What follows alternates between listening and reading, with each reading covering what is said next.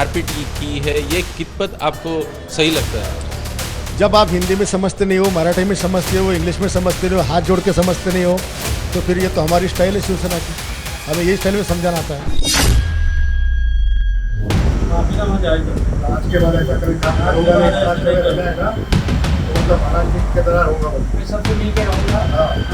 एक पण महाराष्ट्रीय माणसाला हात लागला नाही पाहिजे।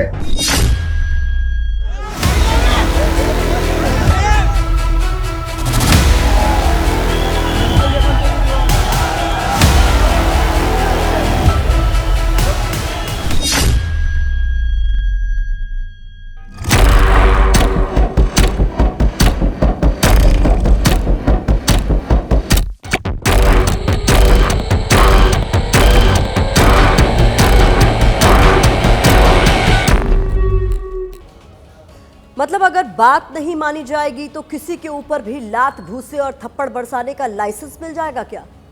आप कहेंगे बिल्कुल नहीं। लेकिन महाराष्ट्र की राजनीति में ठोक नीति इस कदर हावी है कि पार्टियों के बीच इसकी मिसाल पेश करने की होड़ लगी हुई है। फिर चाहे वो राज ठाकरे की एमएनएस हो, उद्धव गुट की शिवसेना हो या फिर शिंदे गुट की पार्टी। दरअसल ये तीनों ही बाला साहेब ठाकरे की शिवसेना से उपजी है, वो पार्टी जिसने महाराष्ट्र में ठोक नीति की शुरुआत की थी। इस बार हुआ ये कि बीएमसी चुनाव से ठीक पहले इसी ठोक नीति को लेकर राज ठाकरे चर्चा में आ गए। राज ठाकरे के बाद उनके भाई उद्धव ठाकरे की शिवसेना भी इसी रास्ते पर आगे बढ़ी और थप्पड़ कांड की तस्वीरें सामने आई। और इन सब के बीच शिंदे गुट को ऐसा लगा कि कहीं वो पीछे न छूट जाए, तो वो भी इसमें शामिल हो गया। महाराष्ट्र में ठोक नीति की जो ताजा तस्वीर सामने आई है, उसका ताल्लुक एकनाथ शिंदे की पार्टी से ही है।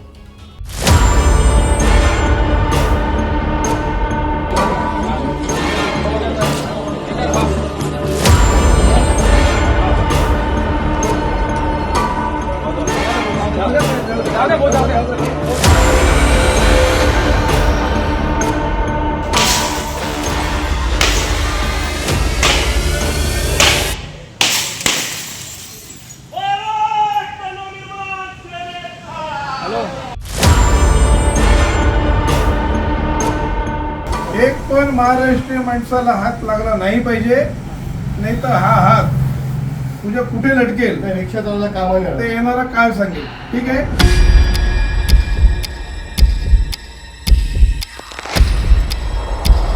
आपकी स्क्रीन पर मौजूद ये तीन तस्वीरें महाराष्ट्र की राजनीति में हावी हुई ठोक नीति की गवाही बनकर मौजूद है। लेकिन इसकी नौबत क्यों आई है, इस बात के विश्लेषण से पहले जरा तस्वीरों पर गौर फरमाते हैं।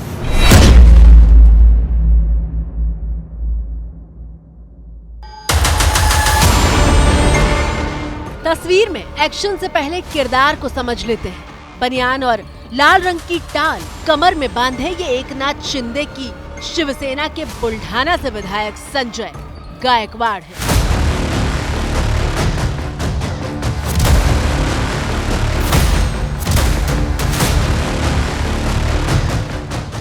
विधायक जी मुंबई की चर्च गेट पर स्थित आकाशवाणी एमएलए कैंटीन में खड़े हैं और जो दाल उन्होंने मंगवाई थी उसमें आ रही बदबू के बाद वो पूछ रहे हैं कि ये दाल उन तक किसने भिजवाई।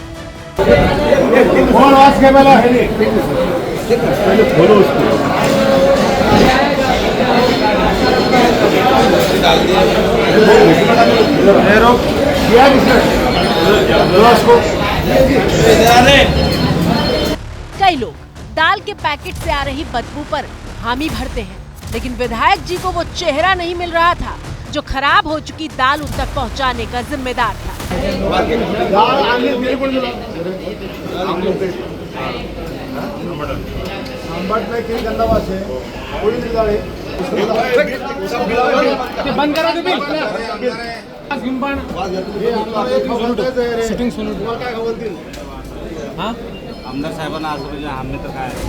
काफी देर बाद एक कैंटीन कर्मचारी विधायक संजय गायकवाड़ के सामने आता है और नेताजी बिना देर किए उसके मुंह पर पहले थप्पड़ जड़ते हैं और फिर बड़ी बेरहमी के साथ मुक्का मार देते हैं।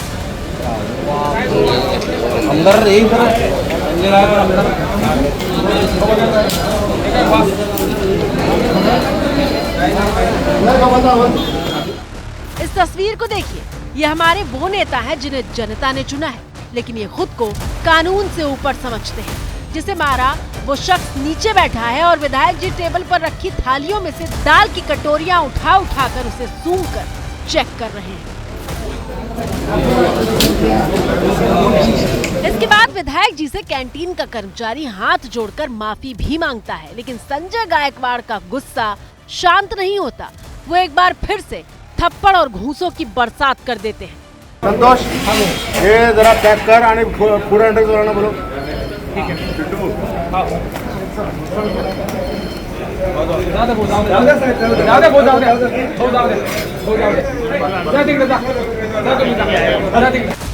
सवाल ये है कि क्या विधायक जी अपनी सरकार और सिस्टम पर यकीन नहीं करते? क्या एमएलए संजय गायकवाड़ को न्याय का एक ही तरीका मालूम है?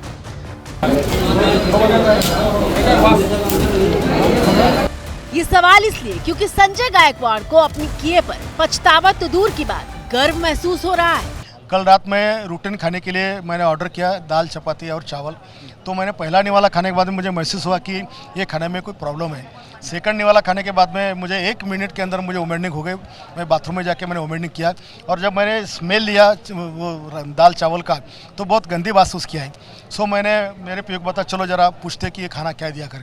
अब ये सब करने के बाद में जिसको मराठी में, हिंदी में, अंग्रेजी में हाथ जोड़कर 10 बार समझाने के बाद में, एमडी के पास कंप्लेंट करने के बाद में, फूड एंड ड्रग्स को कंप्लेंट करने के बाद में अगर ये लोग सुधरते नहीं है तो मेरा शिवसेना का मैं वर्कर हूँ, इसलिए मेरी स्टाइल में मैंने उसको जवाब दे दिया। गायकवाड़ साहब, आप शिवसेना के वर्कर हैं तो क्या किसी के साथ भी मारपीट करने का लाइसेंस मिला हुआ है आपको? अगर सीधी भाषा में कहें तो जो आपने किया उसे गुंडागर्दी कहते हैं और गुंडागर्दी करना कानूनन अपराध में गिना जाता है। जब आप हिंदी में समझते नहीं हो, मराठी में समझते हो, इंग्लिश में समझते नहीं हो, हाथ जोड़ के समझते नहीं हो, तो फिर ये तो हमारी स्टाइल है शिवसेना की। हमें यही स्टाइल में समझाना आता है। और फिर आप तो महाराष्ट्र के डिप्टी सीएम एकनाथ शिंदे की पार्टी से ताल्लुक रखते हैं। फिर आप भला अपने ही हाथ से राज्य की कानून व्यवस्था की धज्जियां कैसे उड़ा सकते हैं? यही सवाल जब एबीपी न्यूज ने सीधे संजय गायकवाड़ से पूछा तो वो गैर वाजिब तर्कों से अपने लात घूंसों को जायज ठहराने लगे। देखो, मैं एक एमएलए भी हूँ, लेकिन मैं जुडो, जिम्नास्टिक, बॉक्सिंग, कुश्ती, क्रिकेट, फुटबॉल, कराटे इसका चैंपियन भी था। अरे ऐसा इतना खिलाड़ी होकर एक कमजोर आदमी पे इतना क्यों प्रैक्टिस करना? अगर कोई बाहरी भी आ जाए तो भी उसको भी यही मिलेगा पंच। नाराजगी किस बात की थी कि आप आपा कितना खो बैठे? आप हमें जहर खिलाओगे तो क्या आपकी पूजा करेंगे हम?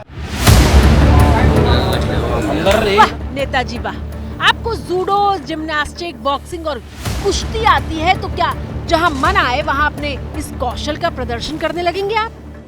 मेरी तो मांग है राज्य सरकार से कि उनको अभी बॉक्सिंग का ब्रांड एम्बेसडर बनाया जाए और नया ड्रेस कोड लागू कर उनको भी अभी रिंग में उतारना जाए, क्योंकि आज उन्होंने ये दिखा दिया कि मैं कितनी अच्छी तरह से मारपीट कर सकता हूँ। और सत्ता का जो माज इन लोगों का आया है, इसलिए गरीब लोगों को मारने का काम इन लोगों ने शुरू किया है।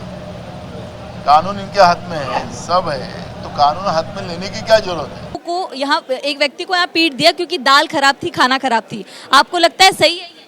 सही है ना? सही है, ऐसे अगर खाना खराब है तो पीटना सही था? खाना खराब नहीं था, दाल अच्छी नहीं थी। हाँ, अक्सर यहाँ पे आते रहते। संजय गायकवाड़ ने किया, आपको लगता है सही है? नहीं, वो बिल्कुल गलत है। यहाँ थोड़ा सस्ता मिलता है और अच्छा भी मिलता है। जो हम जैसे बाहर गाँव से आते हैं तो हमें यहाँ सपोर्ट मिल जाता है।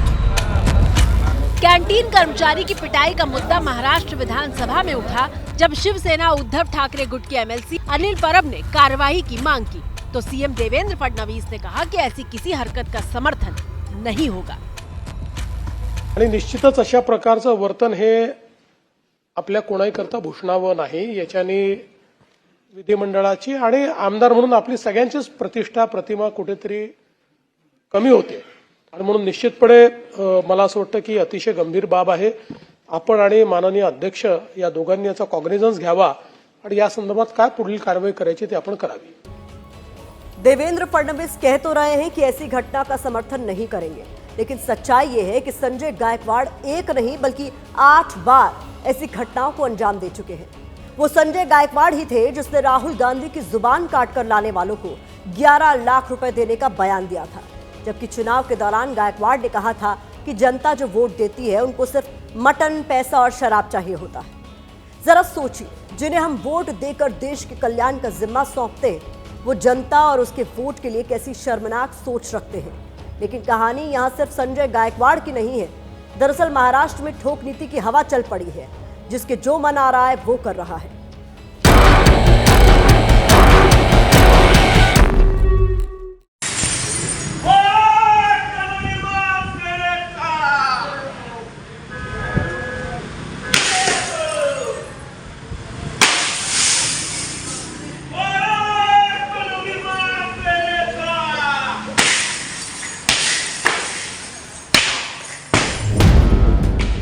तस्वीर महाराष्ट्र के वाशिम जिले की है, जहां राज ठाकरे की पार्टी महाराष्ट्र नवनिर्माण सेना के कार्यकर्ता टोल प्लाजा को तहस नहस कर रहे हैं।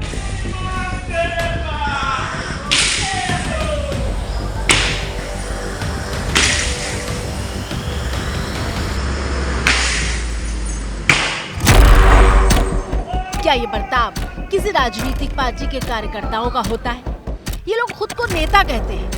कैसे नेता हैं आप जो गुंडों जैसा बर्ताव कर रहे हैं? ये कैसी नेतागिरी है कि जनता की गाड़ी कमाई से बनाए गए टोल बूथ को तोड़कर जनता के लिए ही काम करने का दावा कर रहे हैं? तोड़फोड़ की वजह ये बताई गई कि पड़ोस के कनेर गांव तक का रास्ता पूरा नहीं बनाया गया है और टोल वसूली शुरू थी, जिसकी वजह से कार्यकर्ताओं ने तोड़फोड़ की।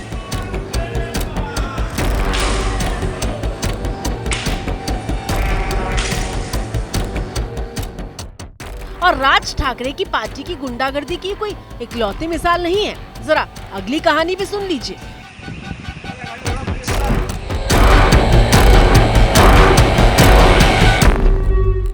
भिवंडी बाईपास के पास एक प्रवासी रिक्शा चालक और मराठी सवारी के बीच विवाद हुआ, फिर मारपीट हुई। उसके बाद राज ठाकरे की पार्टी के कार्यकर्ता एक्शन मोड में आए और प्रवासी रिक्शा चालक को माफी मांगने के लिए मजबूर कर दिया।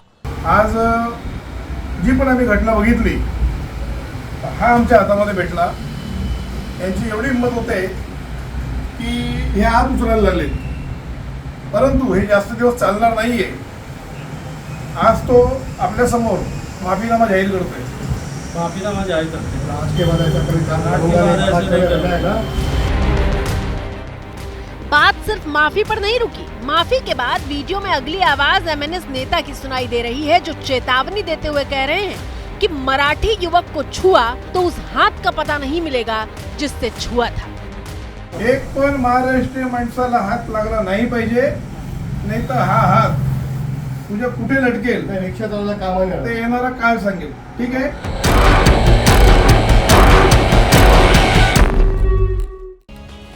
संविधान हर धर्म के सम्मान और हर भाषा के बराबरी के अधिकार की बात करता है, लेकिन महाराष्ट्र में बार बार इस बात का अपमान किया जाता है क्योंकि राजनीतिक पार्टियों को यह सूट करता है।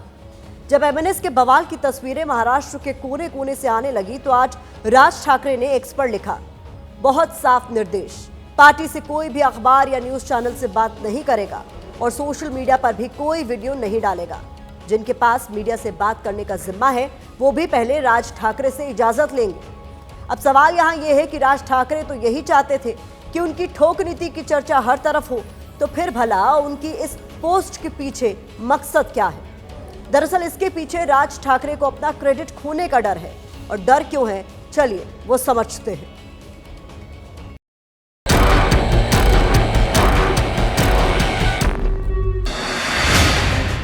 महाराष्ट्र में ठोक नीति का पहला एपिसोड 29 जून को शुरू हुआ था।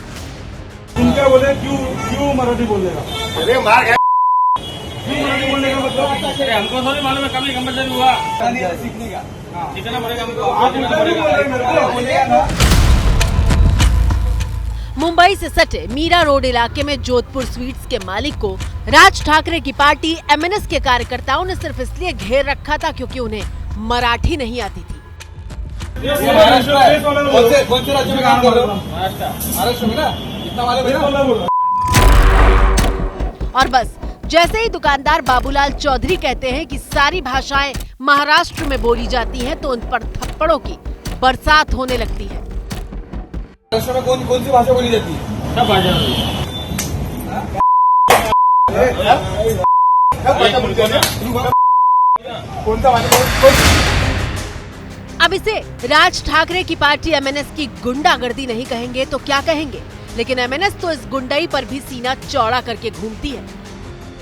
लोग पहले निवेदन देते हैं, उसके बाद हम लोग बात करते हैं, और उसके बाद भी कुछ नहीं हुआ तो फिर हम हमारी स्टाइल से काम करते हैं।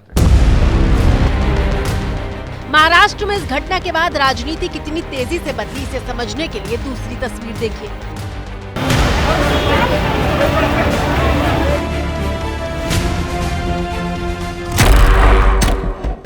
1 जुलाई को मुंबई से सटे ठाणे में मोबाइल रिचार्ज को लेकर एक दुकानदार और ग्राहक के बीच पहले बहस हुई और फिर बात हाथापाई तक पहुंच गई। दुकानदार को हिरासत में लेकर पुलिस ने मामला दर्ज किया था, यानी कानून के हिसाब से जो करना चाहिए था वो कर दिया था। लेकिन ग्राहक को न्याय दिलाने के लिए उद्धव ठाकरे के पूर्व सांसद राजन विचारे बीच में आए, क्योंकि ग्राहक मराठी था और दुकानदार हिंदी भाषी। अब इस बीच हुआ ये कि शनिवार को उद्धव और राज ठाकरे 20 साल बाद एक साथ एक मंच पर दिखाई दिए। कहते हैं राजनीति तो संकेतों का खेल है, और शनिवार की रैली में जो दिखा वो कुछ ऐसा था कि उद्धव ठाकरे इस साथ से जितने प्रसन्न नजर आ रहे थे, राज ठाकरे उतने खुश नहीं थे। रैली की शुरुआत से लेकर आखिर तक जहां जहां दोनों भाई साथ दिखे, राज ठाकरे का व्यवहार काफी सीमित और संयमित दिखा। अब सवाल ये है कि 20 साल बाद दिखी ठाकरे भाइयों की केमिस्ट्री कहां तक जाएगी। उद्धव तो यकीन के साथ निभाने का दावा कर रहे हैं। बस यहीं पर कहानी में ट्विस्ट है, क्योंकि राज ठाकरे ने शनिवार को भी 25 मिनट के भाषण में सिर्फ यही कहा था कि जो काम बाल ठाकरे नहीं कर पाए उसे फडणवीस सरकार के एक फैसले ने कर दिया। बाळासाहेबांना जमलं नाही, जे अनेकांना जमलं नाही, आम्हाला दोघांना एकत्र आणायचं ते देवेंद्र फडणवीसला जमलं। 2006 में बाला साहेब ठाकरे की विरासत के असली वारिस को लेकर दोनों भाई अलग हुए थे, और अब उसी मराठा अस्मिता के नाम पर दोनों साथ आने की हुंकार भर रहे हैं। लेकिन कहा जा रहा है कि राज ठाकरे को डर है कि जिस आक्रामक और शिवसेना की पहचान माने जाने वाली ठोक नीति की शुरुआत महाराष्ट्र में एमएनएस ने की है, कहीं उसका पूरा क्रेडिट उद्धव ठाकरे की शिवसेना को न मिल जाए। शायद इसीलिए आज राज ठाकरे ने अपनी पार्टी और कार्यकर्ताओं को किसी भी तरह की सुर्खियों से दूर रहने की सलाह दी है, ताकि एमएनएस मतलब राज ठाकरे का संदेश वो दे पाए। यानी कुछ भी होगा तो बात राज ठाकरे करेंगे, फैसला वो ही लेंगे, और इसके बाद ठोक नीति का नफा हो या फिर नुकसान राज ठाकरे के हिस्से आएगा।